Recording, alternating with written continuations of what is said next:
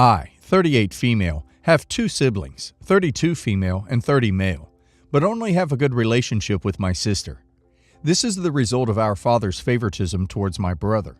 For you to get an idea, my paternal grandparents left us all college funds and wedding funds, but when they died, our father tried to cut our college ones so my brother's would be bigger, since he would need it more because we are women after all.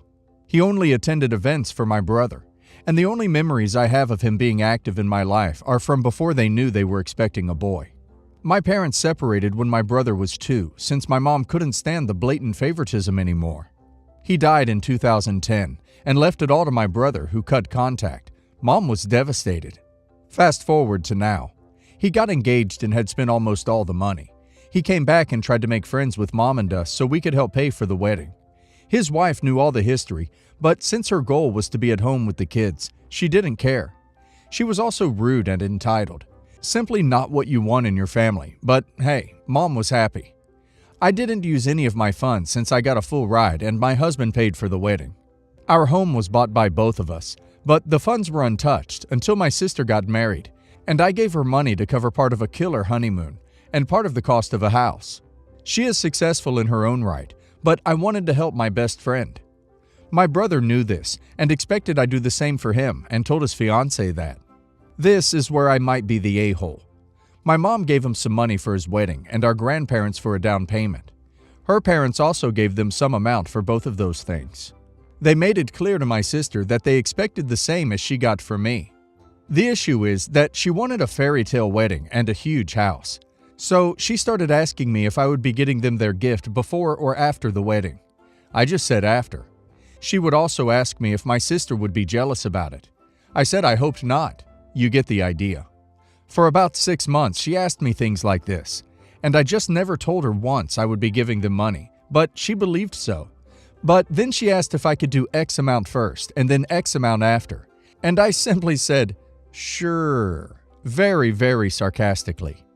Last month, where they ambushed me at a family gathering demanding the money, because they have wedding debts and need it for the down payment. I told them I already bought them a KitchenAid mixer with many accessories.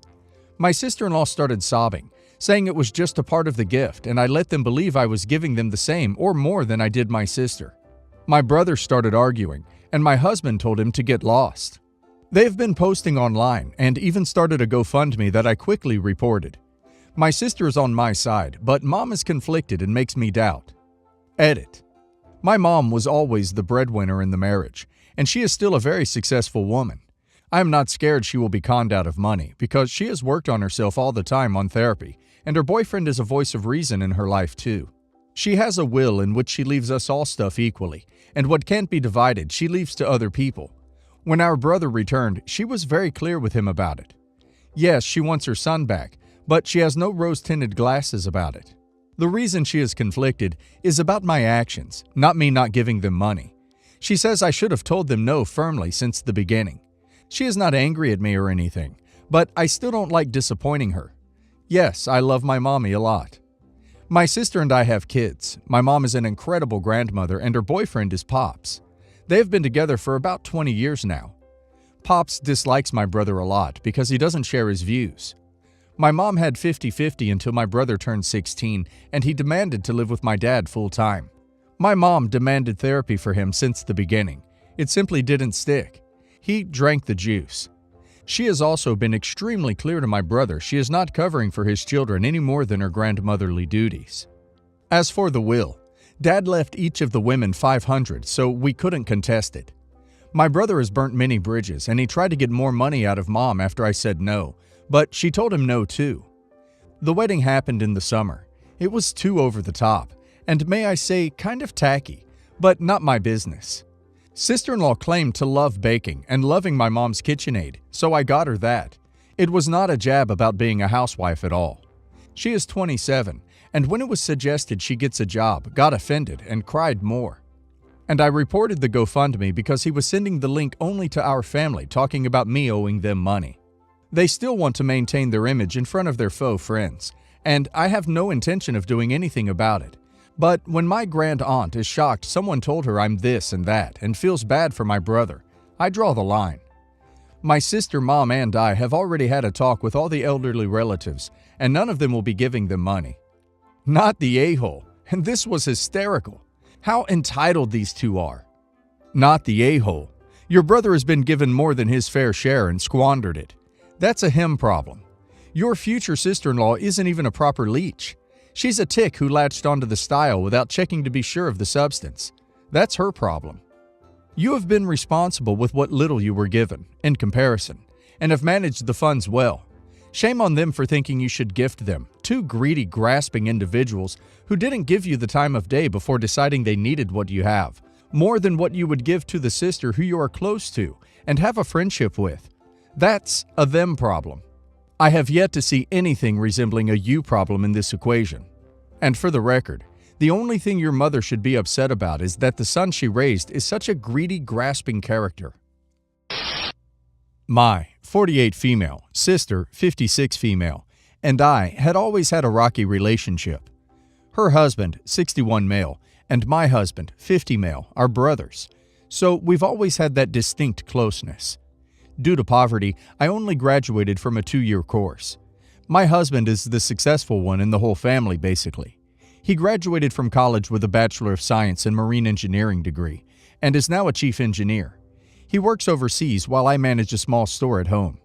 Meanwhile, my sister and her husband didn't graduate. Their source of income has always been from selling fruit shakes in front of schools. It wasn't a steady income, but their daily needs are still met.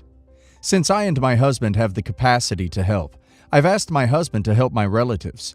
He agreed, and now we finance the education of more than 10 people, relatives, neighbors' children, people we hire as help. Aside from that, we also helped my sister's family with everything we can, even on demand. Back in 1999, I was pregnant with my first child. We used to live in a small town far from the nearest hospital, which was kilometers away in a city. So my husband and I decided to move into the city to be near basic commodities like schools, hospitals, and markets. There were markets and schools in the small town, by the way. The city just had better accommodations. My sister was livid when I told her the news of us, just me since my husband's overseas, moving to the city. She reasoned that what about her family? Their income won't let them survive that long. She already had her 5th child then. I was so stressed, and weeks passed. By that, I forgot it was the 9th month of my pregnancy. On December 6th, I hurried to the hospital. My friend already agreed that I'd be staying at their house for now. The next day, my first child was born.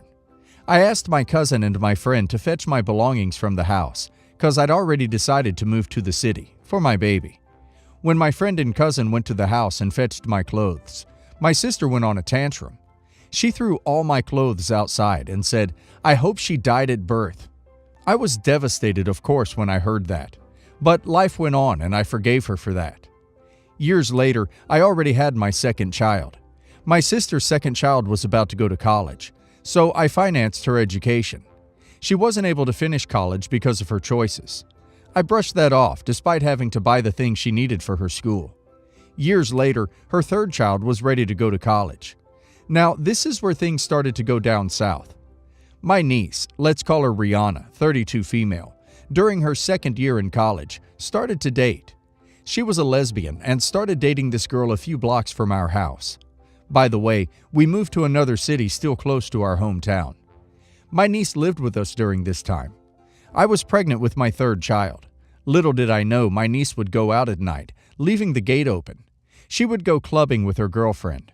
I found this out when my cousin told me that the gate was open one night. I scolded her about this. This was also the time when I found out about her relationship. I told her it was fine that she started dating, but I want her to focus on her studies, which means her girlfriend can't be in the house to be a distraction, and she can't go clubbing either. This is a once-in-a-lifetime opportunity. I called her mother, but instead of apologizing to me, she got angry and told me to get off my niece's love life. She can do whatever she wants. I was offended, of course. What if she gets into trouble? What if she gets hurt? Who would be accountable for this? Me? We had months of quarrel over this. My niece graduated. Around 2013-2014, I found out I got breast cancer. I was devastated, of course. I had surgery and went to chemotherapy. During this time, another one of my brother-in-law had a medical emergency. While I was in chemo, I also helped him with his disease. I don't know exactly the reason why, but my sister's husband gathered his brothers and sisters, not including my husband, and plotted something against us.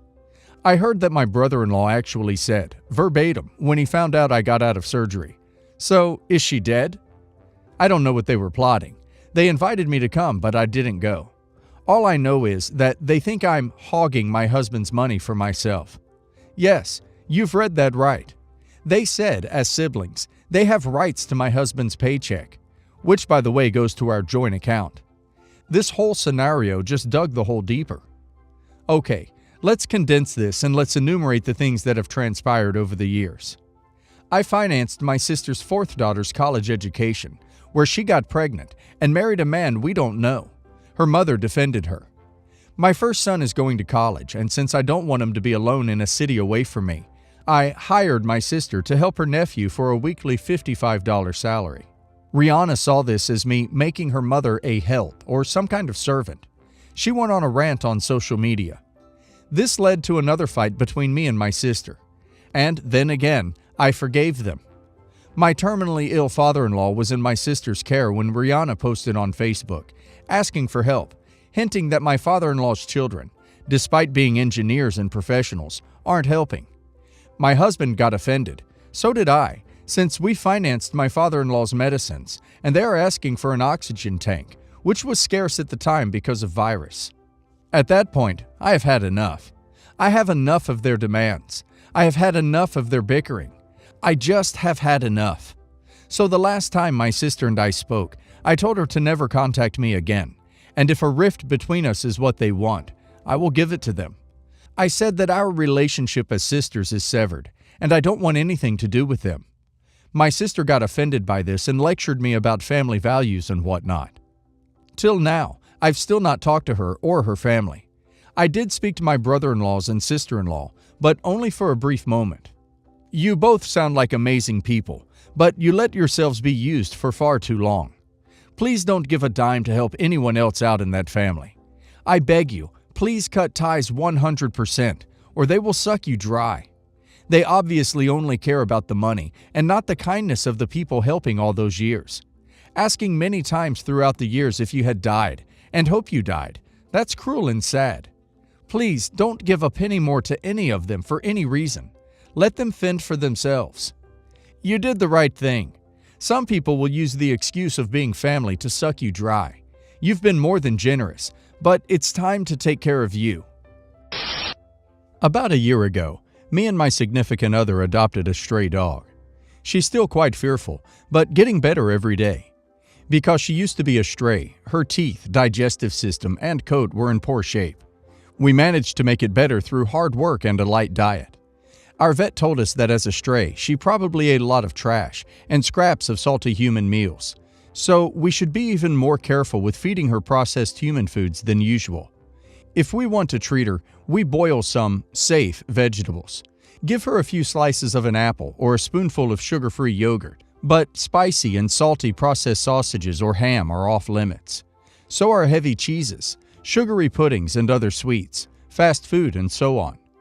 As a part of her socialization process, we visit my parents quite often. It's great, and I've always been grateful for them inviting us. However, last time we visited, my mother was in quite a mood for the entire time and actively tried to annoy me multiple times.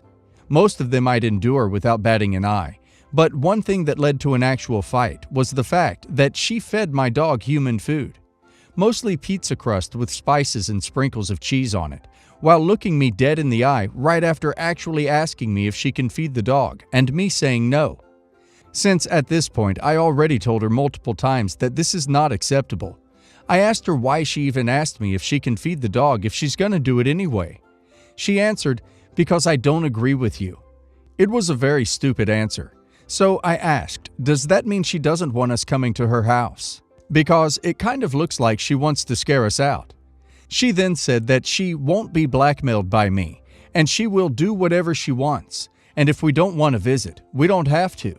So I answered that since I am not looking forward to watching the dog's every move, and I think she poses a threat to her health, We won't be visiting for Easter or anytime soon for that matter.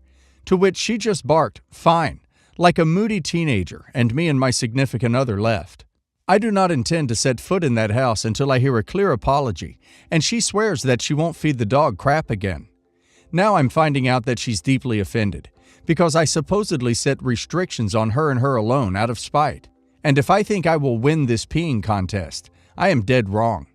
On top of it, I know this whole situation ruined Easter for my significant other, because we refused to visit his mother to make plans with my parents. My dad is also sad because we're not coming. Basically, everyone's miserable, because me and my mother won't budge. Except I think I don't want to budge for a good reason, and she is the one in the wrong. Do you think I'm right, or am I actually the a-hole? Not the a-hole, but your mother clearly isn't budging. So go pick up your dad and go visit the significant other's parents. Maybe that would drive it home to your mother. Not the a-hole. Your mom already knows how dangerous this is for your dog. And the fact that she's willing to basically poison your dog's health. Over what? Her moods? You taking your dog out of that potentially hazardous environment is good on you, OP. I had a slightly similar fight with my mother who liked to drive with her little dog sitting behind her neck on her shoulders. I told her multiple times it is unsafe, and I am not comfortable with her driving like that. She was adamant that it was her dog, her car, and she could do what she wanted. I finally told her she could at the very least lie to me and tell me she stopped doing it and not do it when I'm in the car, and we can call it good. Nope. She doubled down on her right to do as she pleased. It was the beginning of realizing I had become more of a grown-up than my mom.